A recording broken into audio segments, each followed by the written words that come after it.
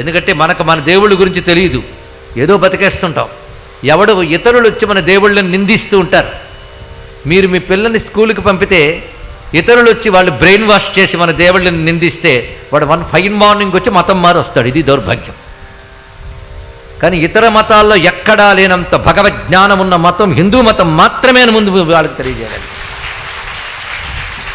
నేను ఇవాళ ప్రళయం గురించి చెప్తుంటే కొంతమంది అర్థం కాని ముఖాలు పెట్టుకున్నారు, నేను గమనించాను.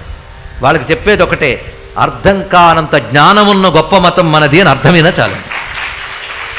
ఒక సైన్స్ అంత ఈజీగా అర్థమవుతుందా? 10 క్లాసులు అటెండ్ అయితే కానీ ఒక సైన్స్ పాఠం అర్థం కాదు.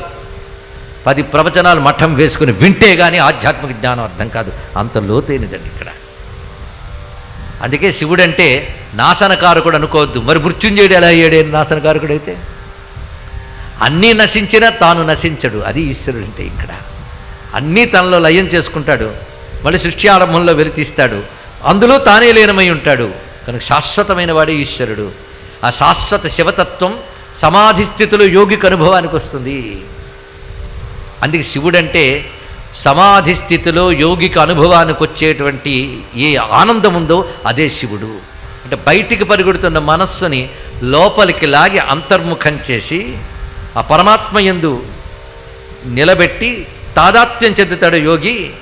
ఎవని యందు మనస్సును చేర్చి తాదాత్మ్యం చెందుతూ ఉన్నాడో అతడు నువ్వే శివ అన్నాడండి. శివుడంటే అది. ఇక్కడ శివుడంటే 4వది ప్రపంచ ఉపశమం శాంతం శివం చతుర్థం మన్యంతే. అక్కడ 2 మీకు చెప్పిన జాగ్రత్త స్వప్నాదుల్లో 2 ఉన్నాయి, అవునా లేదా? కలలో ఎన్నో ఉన్నాయి, ఇలలో ఎన్నో ఉన్నాయి, కానీ సుషుప్తిలో ఏదీ లేదు.